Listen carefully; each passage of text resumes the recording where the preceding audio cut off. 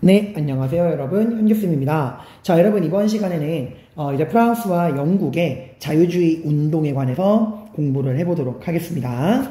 자, 우리가 지난 시간 때 이제 서양 근대사 19세기사에 대한 개관을 했고, 나폴레옹이 뿌려놓은 자유주의와 민족주의, 그리고 이걸 진압하기 위한 빈회의, 빈체제, 그리고 그런 빈회의와 빈체제에 대한 각국의 저항, 자유주의, 민족주의 운동에 대해서 공부를 했어요. 그래서 이런 실패했던 저항, 그리고 성공해서 빈체제를 동요시킨 저항에 대해 공부를 했고, 이제 본격적으로 빈체제가 무너지게 되는 프랑스의 자유주의 운동부터 공부를 해보도록 하겠습니다. 자, 우리 기본적 흐름 다시 한번 볼게요. 프랑스 혁명 당시에 이제 여러분 부유한 상공인 부르주아들이 주도했던 국민의회와 국민의회 시대를 거쳐서 이제 입법의회로 넘어가게 됩니다. 입법의회도 초창기 때는 부유한 상공인, 지롱드파들이, 보수적인 지롱드파들이 주도하다가 혁명이 과격화되면서 쌍퀼로트가 붕괴하면서 민중들, 퀼로트를 입지 않는 쌍퀼로트의 봉기를 통해서, 민중들의 봉기를 통해서 누가 권력을 장악하죠? 네, 자코뱅, 하층 시민들의 대변자, 급진적인 좌코뱅이 권력을 장악을 합니다. 그리고 이 자코뱅이 권력을 장악하고 나온 게 바로 제1공화정, 국민공회였죠. 이 공이 공화정이라고 했어요. 그리고 이 자코뱅이 권력을 장악한 제1공화정, 국민공회는 공화정을 선포하고, 예. 누구를? 루이 16세의 목을 잘라버립니다. 그래서 이거에 대한 충격으로 1차 대프랑스 동맹이 결성이 됐죠. 그러다가 이 로베스피에르가 중심이 된 자코뱅파의 지나친 공포정치, 혁명재판소, 공안위원회 등등의 염증을 느낀 사람들이 결국 테르미도르 반동을 통해서 로베스피에르를 죽이고 자코뱅은 권력을 잃어버립니다. 그리고 그 테르미도르 반동 이후에 총재정부, 다시 부유한 부르주아들이 중심이 된 5명의 총재가 이끄는 총재정부가 들어서게 됩니다. 하지만 총재정부는 무능했고요. 군부, 나폴레옹의 인기가 올라가게 됩니다. 그리고 나폴레옹은 이집트 원정을 거쳐서 결국 브리메르 쿠데타로 인해서 나폴레옹이 권력을 장악하죠. 통령정부. 나폴레옹은 3명의 통령 중에 1명이 됩니다. 이런 나폴레옹의 권력 장악에 충격을 받은 영국을 중심으로 2차 대프랑스 동맹이 맺어지지만 나폴레옹은 결국 다른 나라들은 다 힘으로 격파하고 영국과는 아미엥 조약을 통해서 휴전을 맺고 2차 대프랑스 동맹도 와해시키고 그 이후에 교육제도를 정비하고 법전을 만드는 등 나라의 내정을 정비하게 됩니다. 그리고 그 인기를 토대로 나폴레옹은 스스로 국민투표를 통해서 황제가 됩니다. 이게 바로 제1제정이었죠. 황제의 나라가 된 거예요. 나폴레옹은 황제가 됩니다. 국민투표를 통해서요. 자, 그러다가 이제 나폴레옹이 몰락을 하게 되고 정통성의 원칙, 보수복고, 정통성의 원칙을 추구한 빈회의와 그 빈체제로 이제 유럽은 다시 프랑스 혁명 이전으로 돌아간다라고 했었죠. 그래서 프랑스에서도 이 혁명의 시계바늘을 거꾸로 돌리기 위해서 누가 죽었잖아요? 루이 16세가 죽었잖아. 혁명 이전으로 돌아가자는 건 루이 16세가 지배하던 그 과거의 절대 왕정으로 돌아가자는 거잖아요. 그래서 빈회의에서는 프랑스의 이 폭도들에게 죽임을 당한 루이 16세의 후손을 다시 우리가 왕으로 만들어 주어야 한다. 그래서 루이 16세의 후손, 루이 18세가 새로 황제가 됩니다. 그러면서 부르봉 왕조가 복고해요. 이 부르봉 왕조가 이 루이 14세, 16세 내려오던 그 왕조예요. 그러니까 빈회의가 추구하는 게 뭐야? 유럽의 질서를 프랑스 혁명 이전으로 돌리자라는 거잖아. 그 말은 프랑스 혁명으로 억울하게 죽은 루이 16세의 후손을 찾아서 다시 왕위를 돌려주자 이거예요. 그래서 루이 16세의 후손, 루이 18세를 다시 왕으로 삼고 부르봉 왕조를 복위시킵니다. 왕정복고가 일어난 거예요. 왕정복고. 자, 그리고 이 루이 18세 복고된 왕정 오래 갈 수가 없죠. 그래서 이제 이번 시간에 이 이후에 발생하게 될 7월 혁명과 2월 혁명에 대해서 공부를 해보도록 하겠습니다. 자, 지금 기본적 흐름은 따라오셨죠, 여러분들? 자, 그래서 7월 혁명이 일어나게 된 배경, 빈 회의로 인해서 다시 과거에 부르봉 왕조가 부활합니다. 그리고 루이 16세의 후손 루이 18세가 왕이 되는데, 사실 루이 18세 자체는 루이 16세가 어떻게 죽는지 봤기 때문에 되게 좀 몸을 많이 사렸어요. 그래가지고 막 나가진 않았거든. 근데 루이 18세 다음에 왕이 된, 발음에 주의하세요, 샤를 10세는 얘가 좀 이상한 애야. 그래가지고 얘는 자기가 진짜 옛날에 막 루이 14세가 된 것처럼 엄청 보수적인 전제 정치를 추구하게 됩니다. 그래서 샤를 10세의 이런 보수적인 전제 정치를 7월 칙령이라고 이야기를 해요. 이 샤를 10세가 7월에 칙령을 내려 언론 출판의 자유를 억압하고 의회를 해반하는 내용이 담긴 7월 칙령을 샤를 10세가 내린 겁니다. 여기 아래 샤를 10세의 7월 칙령이 나와요. 정기 가랭문의 자유를 정지한다. 그러니까 그 신문 정기 가랭물도 발행할 수 없다. 언론과 출판의 자유를 억압한 겁니다. 그리고 의회를 해산한다. 그래서 국민의 기본권, 자유를 완전히 억압을 한 거야. 이 국민의 기본권, 언론 출판의 자유, 의회 해산 이런 걸 통해서 국민의 기본권, 자유를 억압한 거예요. 이러니까 누가 참을 수 없죠. 네, 자유주의자. 특히 돈을 많이 벌어들인 상공인 시민계층들이 참을 수 없는 거야. 시대가 어느 시대 때 다시 유럽에 이런 말도 안 되는 행동을 하느냐. 이미 이 돈 많은 프랑스의 이런 돈 많은 흔히 우리가 부르주아라 부르는 상공인 시민 계층은 이미 국민의회 때 나라를 바꿔본 경험이 있잖아. 그러니까 당연히 이러한 샤를 10세의 7월 칙령을 받아들일 수가 없는 거예요. 자유주의자와 유산시민, 여기서 말하는 유산시민은 이제 상공인 부르주아들을 말합니다. 우린 참을 수 없다. 그래서 이 유산 시민들이 중심이 돼서 파리 시민들이 봉기를 일으키고 샤를 10세는 추방당하고 결국 빈 회의로 복위된 이 부르봉 왕조는 다시 무너지게 됩니다. 자, 그리고 이렇게 샤를 10세를 추방하고 부르봉 왕조를 무너뜨린 우리 상공인 부르주아 유산 시민들은 누구를 새로운 왕으로 추대를 하느냐? 당시 루이 필리프라는 사람이 있었거든. 이 사람 별명이 시민의 왕이었어요. 굉장히 서민적이고 자유를 사랑한다라는 이미지가 있는 사람인데, 이 사람을 이제 왕으로 추대합니다. 그러니까 공화정이 아니라 왕정으로 온 거예요. 그리고 이 루이 필리프를 중심으로 입헌 군주제를 수립하게 돼요. 이게 바로 7월 왕정입니다. 자, 여러분 용어를 주의하세요. 7월 칙령은 뭐였죠? 예, 7월 칙령은 샤를 10세의 보수적인 전제 정치를 말하는 거예요. 언론과 출판의 자유를 없애고 의회를 해산한다. 그리고 7월 혁명은 뭐죠? 네, 그러한 샤를 10세의 보수적이고 반동적인 7월 칙령에 저항해서 누가 이 유산시민, 상공인 부르주아들이 샤를 10세를 몰아내고 부르 왕조를 무너뜨린 게 바로 7월 혁명이고, 그런 7월 혁명 결과 누가 루이 필리프가 새로운 왕이 되잖아. 그렇게 7월 혁명을 통해 샤를 10세의 부르봉 왕조를 무너뜨리고 루이 필리프를 중심으로 입헌군주제를 만든 게 7월 왕정이에요. 이런 용어들 구분을 해주시길 바랍니다. 여기 이제 은민님이 이렇게 좀 다른 색으로 칠해줄게요. 잠깐만. 7월 칙령, 그리고 7월 혁명, 7월 왕정. 자, 그리고 이렇게 루이 필리프를 중심으로 새롭게 입헌군주제를 만든 이 신흥 상공인 부르주아 계층은 선거권 역시도 자신들을 중심으로 돈 있는 사람들, 재산을 가진 사람들, 유산 시민들을 대상으로 한 제한 선거를 추구하게 됩니다. 당연히 누가 불만을 가질까요? 노동자들이 불만을 가지겠죠, 여러분들. 자, 이런 7월 혁명은 딱 보니까 여러분 뭐랑 되게 비슷해요? 프랑스 혁명 내용 중에. 그죠? 국민의회 때랑 되게 비슷하죠. 이 신흥 상공인 부르주아 계층들이 중심이 된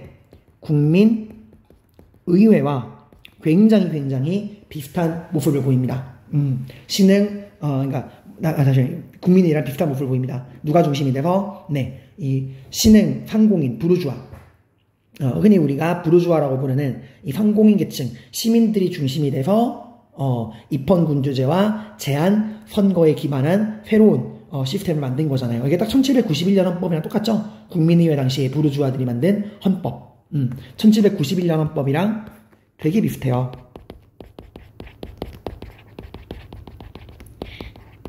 그 부르주아들이 중심이 된 국민의회가 선포한 1791년 헌법이랑 굉장히 비슷합니다. 그래서 이 7월혁명 자체가 부르주아들이 중심이 된 국민의회랑 되게 비슷한 모습을 보여요. 그리고 이러한 7월 혁명은 유럽 각국에 영향을 줍니다. 어떤 영향을 주냐? 벨기에가 독립해요. 누구로부터? 네덜란드로부터. 우리 네덜란드는 누구에게 독립했죠? 네덜란드는 에스파니아로부터 독립을 했죠. 베스트팔렌 조약으로 인해서 네덜란드의 독립전쟁, 그 30년 전쟁 베스트팔렌 조약으로 승인을 받았죠. 에스파니아로부터 독립을 합니다. 그때 기억하실 거예요. 이 네덜란드가 에스파니아로부터 독립전쟁을 펼치다가 이게 너무 길어지니까 남부의 사람들은 독립을 포기했죠. 그죠? 그리고 끝까지 에스파니아에 저항했던 북부 7개 주가 독립을 해가지고 네덜란드가 되잖아. 남부는 독립을 포기한 남부는 벨기에가 되고요. 그 벨기에가 이제 나중에 네덜란드의 식민지가 되었다가 이제 독립을 하게 되는 겁니다. 당시 이 북부가 네덜란드로 독립을 했고 독립을 포기했던 남부는 벨기에가 된 거예요. 그러다가 벨기에가 네덜란드의 식민지가 되었다가 이제 독립을 한 겁니다. 그리고 이탈리아에서는 아까 선생님이 말씀드렸던 까르보나리당 1806년 그러니까 빈체제 이전에 이미 만들어진 까르보나리 당이 빈체제에 대한 저항운동을 하다가 이 7월혁명의 영향을 받아서 뭐로 업글된 거야? 청년 이탈리아당으로 업글된 겁니다. 이 청년 이탈리아당을 만든 거 까르보나리 당을 프랑스의 7월혁명 영향을 받아서 청년 이탈리아당으로 계승 발전시킨 건 마치니라고 하는 사람이에요. 이 사람 이름도 알아두세요. 그 영국에서는 좀 이따 배울 건데 1차 선거법 개정이라는 게 나옵니다. 1차 선거법 개정. 지금 7월혁명 자체가 돈 많은 이 부르주아 상공인 계층들이 일으킨 혁명이잖아요. 영국도 이걸 보고 야 이거 가만히 있다가는 우리나라의 부르주아들 이 상공인 계층들도 저런 식으로 엇나갈 수 있겠는데 해서 영국은 미리 예방주사를 놔. 7월혁명 터지는 걸 보고 영국은 1차 선거법을 개정합니다. 이 내용은 그 시민, 부르주아 상공인 계층들에게 투표권을 준 거예요. 선거권을 준 거야. 그러니까 프랑스에서 저 부르주아들이 7월혁명으로 이 샤르 10세를 몰아내고 샤르 10세를 몰아내고 부르보 왕조를 타도하는 걸 보고 영국은 자신들 나라의 부르주아들이 프랑스처럼 엇나가기 전에 자신해가지고 이 부르주아들을 달래기 위해서 선거권을 준 거야. 이게 1차 선거법 개정이에요. 부르주아들에게 선거권을 부여한 겁니다. 영국이 예방주사를 놓은 거죠. 그리고 독일에서는 이제 통일을 추구하는 과정에서 관세 동맹이라는 게 맺어져요. 이게 프로이센을 중심으로 해서 지금 이 독일 지역에 수많은 제후국들 있잖아. 신성로마제국 해체된 이후에 그 수많은 제후국들 간에 관세를 철폐한 거야. 그러니까 경제적으로 우리 독일 지역을 하나로 통일해보자 라는 거였습니다. 자, 이게 7월혁명인데 문제는 이 7월혁명 결과 들어선 7월 왕정이 다시 한번 용어 정리할게요. 7월 칙령은 샤를 10세가 이제 보수적인 전제 정치를 하는 과정에서 언론과 출판의 자유를 없애고 의회를 해산한 게 7월 칙령이고 이런 7월 샤를 10세의 7월 칙령에 반발해서 부르주아들이 중심이 돼서 일으킨 게 7월 혁명이야. 이 7월 혁명으로 샤를 10세가 쫓겨나고 부르봉 왕조가 무너지고 그리고 이 부르주아들이 중심이 돼서 루이 필리프를 왕으로 추대한 게 7월 왕정이에요. 입헌군주제와 제한 선거. 그런데 이때 노동자들은 소외돼서 노동자들이 불만이 많았죠. 그죠? 그걸 기억하세요. 그리고 이 7월 왕정이 시간이 흐르는데 노동자들의 불만은 점점 더 커집니다. 그리고 이제는 노동자들이 중심이 돼서 혁명을 일으켜요. 가능했던 이유가 7월혁명과 2월혁명 사이 7월혁명은 1830년 2월혁명은 1848년이거든요. 이 사이에 프랑스에서도 산업혁명이 본격적으로 일어나게 돼요. 딱 이 7월혁명이랑 2월혁명 사이 19세기 중엽에 프랑스도 산업혁명이 본격적으로 이루어지면서 노동자 계층이 엄청나게 성장을 하게 되면서 이 노동자 계층들이 후회됐잖아. 이 7월 앙정에서는 재산이 있는 부르주아 시민 계층들에게만 선거권을 제한적으로 주었잖아요. 이거에 대한 불만이 터지게 되는 거야. 그러면서 나오는 게 1848년 2월 혁명입니다. 거기다가 이 부르주아들 부르주아 상공인 계층들 부르주아들의 지지를 받아서 성립된 이 7월 왕정도 점점점 보수화돼요. 그러니까 시민들의 왕인 줄 알았던 루이 필리프가 좀 안 좋은 사람이었던 거야. 그러니까 우리들의 친구인 줄 아는데 서민 코스프레 하던 재벌이었다 라고 생각하면 돼요. 그 루이 필리프가 계속해서 이 실정을 하니까 사람들이 굳이 우리가 이 입헌군주제와 제한선거에 기반한 이 7월 왕정을 유지할 필요가 있을까? 라는 고민에 빠진 거고, 특히 이 7월 왕정에서 소외된 노동자 계층들이 산업혁명으로 크게 성장을 한 거야. 하지만 여전히 이 루이 필리프 7월 왕정은 소수의 부유한 시민들에게만 선거권을 부여하는 유산 시민들에 의한 제한 선거를 유지하고 있었죠. 이런 과정에서 노동자들의 불만을 틈타 사회주의가 엄청나게 프랑스에서 퍼지고 있었습니다. 그래서 결국 이런 노동자들이 들고 일어난 거죠. 그래서 7월 혁명이 이 돈 많은 부르주아, 상공인, 유산 시민들이 일으킨 혁명이라면 2월 혁명은 노동자, 중하층 시민, 노동자들이 일으킨 거야. 그러니까 7월 혁명이 돈 많은 시민, 부르주아들에 의한 국민의회랑 느낌이 비슷하다면 2월 혁명은 하층 시민, 샹켈로트, 자코뱅에 의해서 일어난 국민공회랑 느낌이 비슷하다고 보시면 돼요. 그래서 이 7월 혁명, 2월 혁명은 이 노동자랑 중하층 시민들이 우리에게도 선거권을 달라라는 걸 요구하면서 봉기를 일으킨 겁니다. 결국 7월 왕정은 무너지고 루이 필리프는 추방이 되게 돼요. 그리고 이 7월 왕정이 무너진 이후 수립된 임시정부는 새로운 헌법을 만듭니다. 이 헌법은 뭐랑 비슷했을까? 그지? 자코뱅. 자코뱅이 만든 1793년 헌법이랑 비슷해요. 이거는 국민공회 때 만들어진 1793년 헌법. 국민공회. 자코뱅에 의해 만들어진 헌법이랑 비슷합니다. 이제 프랑스에 왕은 없다.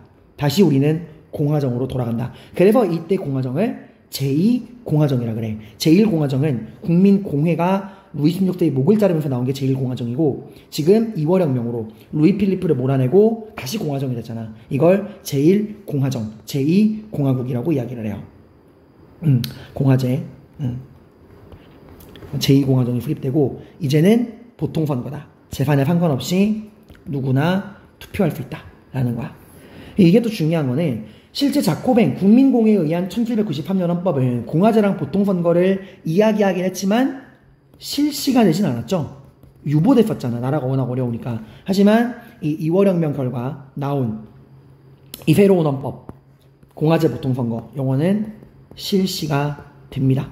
그래서 제2공화정이 수립되는데, 이때 그럼 이 대통령으로 당선된 게 누구냐? 이게 진짜 골 때려요. 루이 나폴레옹이야. 나폴레옹은 죽었는데 세인트헬레나 섬에서 그 나폴레옹의 조카예요. 우리가 알고 있는 나폴레옹 1세의 조카 루이 나폴레옹이 대통령이 된 거야. 너무 허망한 결과 아닌가요? 이 루이 나폴레옹이 대통령이 될 수 있었던 건 나폴레옹의 조카여서 그래. 그러니까 프랑스인들이 아직 나폴레옹의 향수를 못 잊은 거야. 가지고 이 루이 나폴레옹은 나폴레옹 1세의 조카니까 그의 삼촌 나폴레옹 1세처럼 다시 우리 프랑스를 위대하고 강력하게 만들어줄 거다라는 기대감으로 찍어준 거예요. 그러니까 좀 되게 허망한 결과죠. 마치 좀 이렇게 비유하면 뭐하지만 6월 민주항쟁의 결과 우리가 직접 선거를 얻었는데 그때 이제 대통령이 된 건 전두환의 후예였던 노태우였잖아요. 약간 그런 느낌이랑 비슷하다 보시면 돼요. 루이 나폴레옹이 자기 삼촌인 나폴레옹 1세의 후광을 업고서 대통령이 됩니다. 그리고 이 조카는 삼촌과 똑같은 행보를 보이게 됩니다. 황제가 되는 거예요. 아무튼 이게 이제 2월 혁명이고 노동자들에 의한 이런 2월 혁명은 이제 어디에 영향을 주냐? 오스트리아에까지 영향을 주어서 2월 혁명 이후에 오스트리아에서는 3월 혁명이 발생합니다. 그리고 메테르니가 권력을 잃어버려요. 자, 메테르니 하면 여러분 빈체제였잖아. 오스트리아의 제상 메테르니가 주도해가지고 만든 게 빈체제잖아. 근데 그 메테르니가 빈체제의 본고장인 오스트리아에서 권력을 잃었다. 빈체제가 무너졌다는 이야기예요. 빈체제가 완전히 무너져 내리게 됩니다. 그리고 독일에서는 우리도 자유주의적인 방법으로 한번 독일을 통일해보자. 그 전에 관세동맹은 경제적인 통일이었잖아요. 이제 경제를 넘어 우리가 정치적으로 자유주의 방법에 의해서 통일을 한번 해보자 라고 해서 프랑크푸르트에서 이 2월혁명의 영향을 받아서 국민회의가 열리게 됩니다. 여기서는 당시 이 독일 지역을 주름 잡는, 비록 신성로마 제국은 해체됐지만 여전히 이 독일 지역의 주도권을 쥐고 있는 두 나라, 전통의 오스트리아, 신흥의 프로이센, 이 둘이서 이제 갈등을 벌이게 돼요. 그래서 프랑크푸르트 국민회의에서는 우리가 어떤 식으로 통일을 할 거냐, 오스트리아를 중심으로 한 대독일주의와 프로이센을 중심으로 한 소독일주의로 나눠지게 돼요. 대독일주의는 말 그대로 다민족이야. 애초에 오스트리아가 다양한 민족이 섞인 나라거든요. 그러니까 오스트리아를 중심으로 다민족, 다양한 민족을 끌어들여서 크게 독일을 구성해야 한다라는 게 오스트리아의 대독일주의였고, 프로이센은 그렇게 해서는 죽도밥 않는다. 우리 게르만족, 우리 독일인들을 구성하는 이 게르만족을 중심으로 민족적인 통일을 이루어야 한다라고 했던 거예요. 자, 그리고 이탈리아에서는 그 전에 7월혁명의 영향을 받아서 이 까르보나리당을 마치니가 청년 이탈리아당으로 발전시켰다고 했죠. 그 마치니가 공화주의를 중심으로 통일운동을 일으키지만 성공하지 못합니다. 자, 그리고 이 나폴레옹 대통령이 된 제2공화정의 대통령이 된 루이 나폴레옹은 대통령으로 만족하지 않습니다. 그리고 쿠데타를 일으켜서, 반란을 일으켜서 권력을 장악하고요. 당당하게도 쿠데타 이후에 국민들이 물러나겠다 하고 국민에 의한 찬반투표를 해요. 그리고 황제가 됩니다. 그러니까 나폴레옹의 후광이 엄청난 거야. 그러니까 쿠데타로 권력을 잡은 다음에 국민투표로 찬반투표를 거쳐서 국민들의 지지를 받아서 황제가 된 거예요. 그래서 나오는 게 제2제정이야. 제1제정은 자신의 삼촌이었던 나폴레옹 1세, 이때가 제1제정이고 이제는 그 뒤를 이어서 조카인 루이 나폴레옹이 다시 한번 황제가 되면서 제2제정이 나오게 됩니다. 그래서 이 루이 나폴레옹을 나폴레옹 3세라 그래요. 제2제정. 왜 2세가 아니라 3세냐? 나폴레옹 아들, 나폴레옹 2세는 죽었거든. 조카인 이 사람이 나폴레옹 3세가 됩니다. 그리고 이 루이 나폴레옹 제2제정 나폴레옹 3세죠. 나폴레옹 3세는 굉장히 시험에 잘 나올 수밖에 없어. 한 게 너무 많아. 대팽창 정책을 엄청 많이 합니다. 그러니까 본인도 알아. 프랑스 국민들이 자신을 황제로 만들어준 이유, 누구의 후광을 보고 있는 거야? 삼촌인 나폴레옹 1세의 후광을 보고 있는 거야. 그러니까 나폴레옹 1세, 삼촌과도 같은 모습을 보여줘야 되는 거예요. 근데 문제는 이 루이 나폴레옹 3세는 삼촌처럼 군사적인 능력이 없었어. 이게 불행의 시작이죠. 근데 능력은 없는데 어떻게든 삼촌 따라하려고 무리수를 두다 보니까 몰락하게 되는 거야. 그건 대팽창 정책. 크림 전쟁 기억하시죠, 여러분들? 러시아가 크림반도 흑해로 진출하기 위해서 누구랑 싸웁니까? 오스만이랑 싸웁니다. 당시 오스만은 탄지마트 은혜개혁 중이었죠, 여러분들. 근데 여기서 오스만을 누가 도와줍니까? 영국이랑 프랑스랑 사르데냐가 도와줍니다. 사르데냐는 이탈리아의 통일을 위해서 이 프랑스의 지원이 필요해서 도와준 거야. 이때 이제 크림 전쟁 당시에 오스만을 도와준 프랑스의 황제가 나폴레옹 3세예요. 여기서 이제 승리를 하죠. 여기서 이제 패배한 러시아가 충격을 받아서 내정 개혁을 해서 알렉산드르 2세가 농노를 해방하고, 그리고 농노 해방하고 힘을 기른 다음에 다시 한번 오스만이랑 싸워서 오스만을 박살내고, 이때 이제 오스만은 이 러시아에 패배하고서 모든 개혁이 중단되죠. 그죠?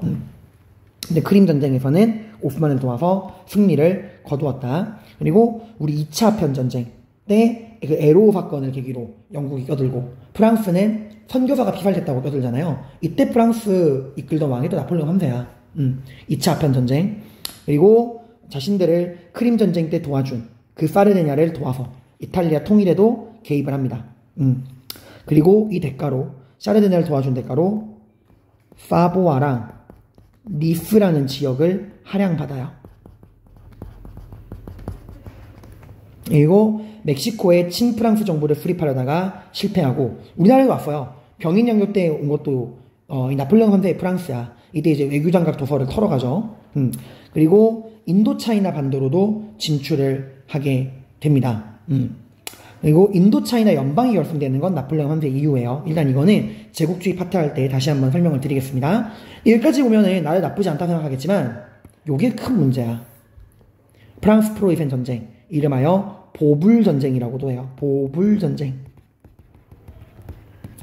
이때 이제 프로이센은 철혈 정책을 이끄는 제상 비스마르크가 누구와 황제인 빌헬름 1세와 힘을 합쳐서 막강한 개혁을 합니다. 철혈 정책. 우리 독일의 통일은 오직 철, 무기와 피로만 가능하다. 해서 군사력을 엄청 강화시켰어. 비스마르크가 이 권력을 잡았던 거는 이것 때문에 그래요. 프랑크푸르트 국민의회가 결국 실패하거든.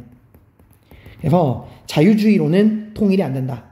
통일은 자유가 아니라 철과 피로 하는 것이다. 해서 비스마르크가 철혈 정책으로 엄청나게 프로이센의 군사력을 강화시킵니다. 그리고 이 프로이센이 독일의 통일을 위해서 프랑스랑 싸워. 이때 프랑스가 나폴레옹 선대의 프랑스예요. 여기서 이제 프로이센에게 프랑스가 패배하게 됩니다. 그리고 프랑스는 굉장히 굴욕적이게도 베르사유 궁전에서 프로이센의 빌헬름 1세가 황제가 되고 독일 제국을 선포하는 것을 지켜봐야 했죠. 그러니까 이제 국민들이 완전히 실망한 거야. 삼촌 같은 애인 줄 알았더니 이게 뭐야. 프로이센에게 깨지고 베르사유 궁전에서 프로이센 놈들이 독일 제국 선포식을 하는 걸 우리가 봐야 돼? 이래가지고 이 전쟁에 패배한 다음에 나폴레옹 선배는 황제의 자리에서 쫓겨나고 제2제정은 붕괴하게 됩니다. 그리고 들어서는 게 제3공화국이고 이 제3공화국은 정식으로 프로이센에 항복을 하게 돼요. 근데 이제 프랑스 국민들이 못 받아들인 거야. 그래서 이 제2제정이 무너지고 제3공화정, 제1공화정은 국민공의의 공화정, 그리고 제2공화정은 2월 혁명 이후에 나온 공화정, 루이 나폴레옹 대통령이었죠. 그리고 제3공화정이 지금 제3공화정이에요. 제2제정이 무너진 이후에. 그리고 이 제3공화국이 프로이센에게 항복하는 거를 당시 파리 시민들이 못 받아들인 거야. 그래서 나온 게 파리꼬민이라고 하는 자치정부입니다. 그래서 이건 파리꼬민은 제3공화국이 독일 제국의 지원을 받아서 진압을 하게 됩니다. 여기 나폴레옹 3세 다시 한번 또 적어놨고요. 여러분 그 레미제라블 있죠? 장발장. 레미제라블이 이 7월 혁명을 배경으로 한 거야. 프랑스 혁명 그때가 아니라 7월 혁명을 배경으로 한 거야. 이게 이제 레미제라블 장발장. 이 7월 혁명을 배경으로 한 겁니다. 그리고 이 유명한 그림 있죠? 민중을 이끄는 자유의 여신. 이것도 7월 혁명이야. 딱 보시면 이 민중을 이끄는 자유의 여신 뒤에 오는 이런 사람들 다 누구예요? 다 부르주아들이야. 그래서 또 7월 혁명을 모사한 것이다. 나머지 내용들 여러분들이 한번 살펴보시고요. 이제 마지막으로 영국의 자유주의 운동에 대해서 공부해 보도록 하겠습니다.